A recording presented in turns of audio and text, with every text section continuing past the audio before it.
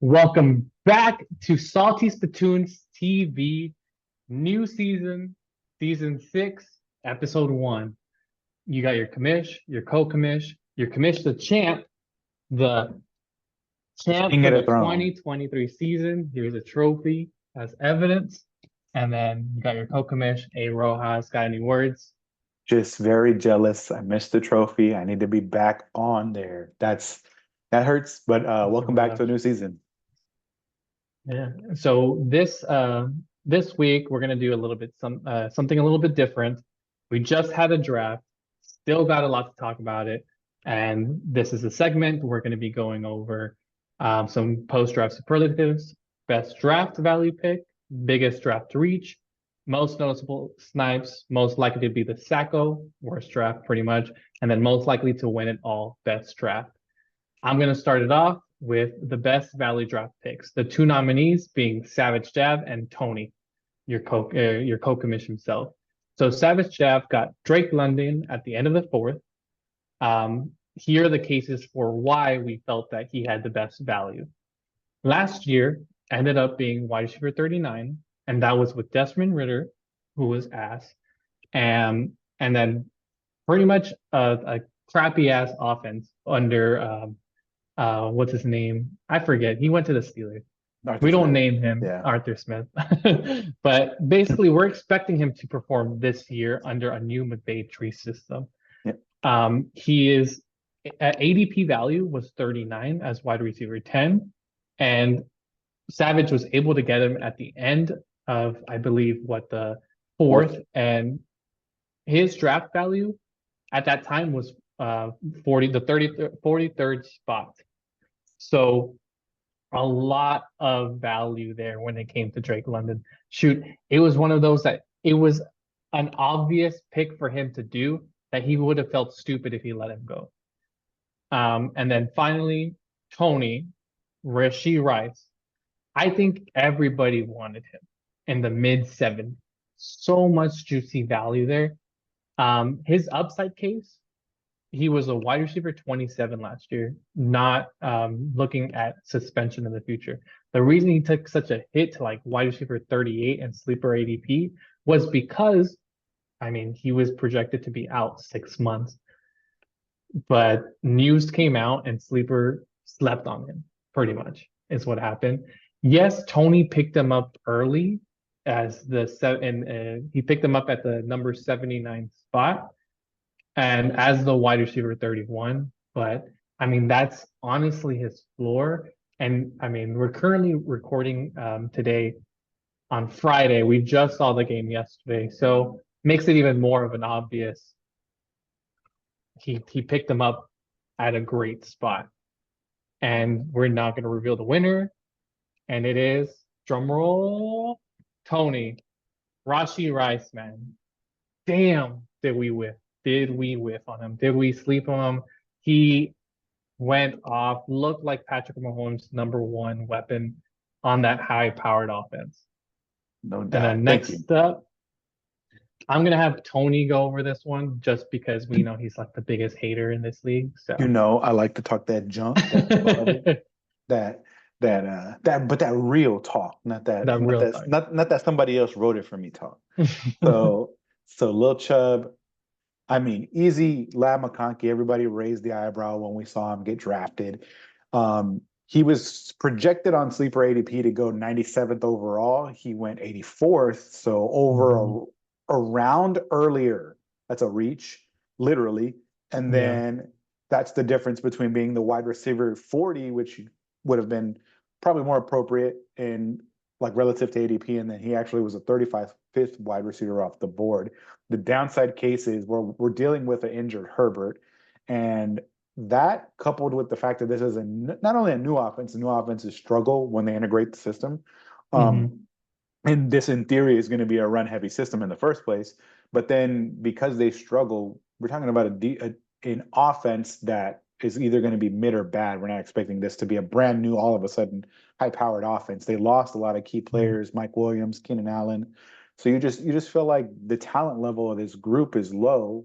What is Lad going to do? Catch not touchdowns and 5 yard dump offs. Like what are we swinging for here? Yeah. Reaching this early, and then with so caveat, Rick's whole draft was auto pick, so it's not that he made the pick, but it's just based on where Jalen Warren went and what auto pick did to him. We thought this was a reach as well because, well, in ADP he's at 105. He got him a little after at 107. RB 28. He got him a little bit later at RB 31. So pretty in line with Sleeper. The only problem is what Sleeper's not noticing is that this guy has a hamstring issue. Sure, he might be cleared to play week 1. We don't know, but hamstring, soft tissue issue in general, they linger. You'll have this repetitive injury with the highest re-injury rate of almost any injury that you can get in football. The timeshare, you're splitting with Najee, and Najee's been there installing the offense, Mhm. the somewhat new offense with Arthur Smith. So he's the one who's got all the experience with the first team. And then honestly, another bad team. So if this is another bad team with low touchdown upside, all these things are something Rick could have seen coming and dodged Jalen Warren. Instead, the auto pick makes him take Jalen Warren, and Yeah. that's his RB2. So that's why this is a tough pick. But overall, the biggest draft reach we felt like was Little Chubb. Little Chubb, man. Is just too early. So many other guys you could have went with.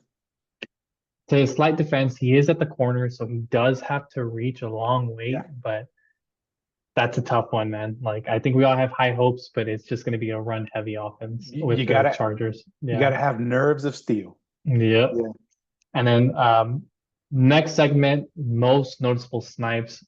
My favorite segment, why? Because this was these were the moments that I felt were the funniest. The three nominees being Tex McDonough against Travis, her picking Malik Neighbors at the pick 5-3. Um, we didn't really know this was the case that Malik Neighbors was really Travis's guy until there was a noticeable amount of shooketh where he was like, "Darn it, that was my guy." Next up, Culero against Mezcal Paps. Perhaps the funniest moment when he picked up Zeke in the pick 10-11. Mezcal had his shot, decided, oh, he'll come back to the turn. Nope. And then Mezcal is literally feeling it to this day. Shoot, I mean, Culero. I think he just messaged on the group chat saying how much fab he was trying to give him for Zeke. Yeah, And he's then been in the finally, DMs. he's been in those DMs. Finally, me against Jay Molly. This one's more of a kind of like if you know you know kind of deals.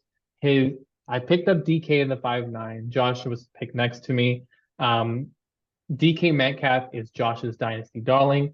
He's traded so many picks plus Kyron Williams for DK Metcalf. A little bit of context there, and I'm sure he shred one tier during that draft, which was at that point in time. And then your winner is Gulero against Mezcal Paps. Couldn't have written it better. Yes, did he reach, but was it fucking balls of steel to pick up Zeke? It was It, it was fantastic. it was A man of the great. people. Man of the fucking people. What a memory you gave us. And something that's going to be a great memory this upcoming season is when we have one of these two guys be the Sacco doing their punishment. Yeah. And that's going to be fantastic. We'll forget. We'll all have laughs. And to start it off, Lil Chubb. All right. So the tough part about Lil Chubb's team is, yeah, he's got some expensive quarterbacks, guys he had to take Yeah. early. But we talked about Herbert's injury, and then we're thinking about Josh Allen with that injury. I mean, not injury, with the departure of his talent, right? Gabe Davis and Stephon Diggs are gone. Do we think Josh is going to stay the course? So that's risky. Low floor wide receiver plays. We're not sure about DJ Moore McConkey, for example. Man running backs are, some half running backs, White, Ford, Dowdle, Diego on his side. The thing with Diego is, I mean, he just played around this draft thinking he was going to get whatever quarterbacks he wanted to fall to him. And now he's stuck with some bottom shelf quarterbacks. So if his skill positions don't all excessively hit, he's going to be way behind. And it's Yeah. to the point where if he's ever starting a skill position in the Superflex, he's cooked. So then couple that with he got some guys who are already injury risks, and question marks at tight end and receiver, Yeah. especially depth wise. I mean, these two teams are in desperate need of some waivers or some trades or something to get that juice reinvigorating them. But overall, Diego is the scariest pick, the most likely in a super flex to be the Sacco, because how are you going to keep up with those quarterback performances when you Yeah. have Geno Smith and um, either Jones or Darnold, right? So I Yeah. mean, one's seeing ghosts, one's tripping under the water, like what's that movie? Will Smith, Shark Tale, like the Shark Tale betting races, It like that. You just can't do that. was just rough. All right. Finally, most likely to win it all. Best draft. The nominees: Jay Moley, rookie. The case for Jay Moley, he has two top 10 running backs with two top 10 upside running backs with startable running back depth under them. And then he also has at least two top 10 upside QBs, which pair nicely with his starting pieces that have a pretty good floor, which is kind of like not much you could say with the rest of the league. And then rookie, he has some high floor players at every single position. His running back core could be potentially in the top 15 players. And then finally, his QBs, yes, they may be volatile, but they can explode any single week. And drum roll, Jay Moley takes the cake. His team is going to be the team to beat this year. Great draft picks for the 103. I think he did a good balance of high volume, high floor, and just a nice team overall. Really, really well balanced with some nice bench depth. When you think about those two quarterbacks, I think week to week they could both be top five. Yep. Like it's in the range of outcome, and in Mm-hmm. Superflex, that edge was what really made the This is difference. really going to make a difference. So these are the power rankings.